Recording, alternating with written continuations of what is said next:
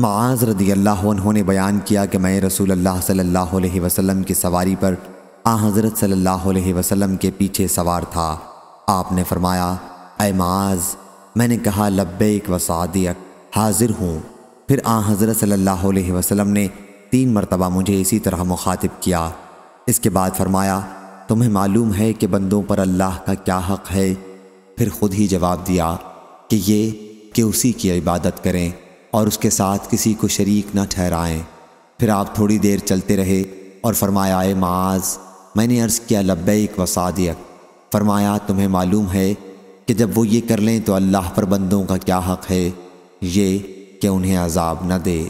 ہم سے حدبہ بن خالد نے بیان کیا، کہا ہم سے حمام بن یحییٰ نے بیان کیا، کہا ہم سے قتادہ بن دعامہ نے بیان کیا، ان سے حضرت انس رضی اللہ عنہ نے، اور ان سے حضرت معاذ رضی اللہ عنہ نے پھر وہی حدیث مذکورہ بالا بیان کی۔ صحیح بخاری حدیث نمبر 6267۔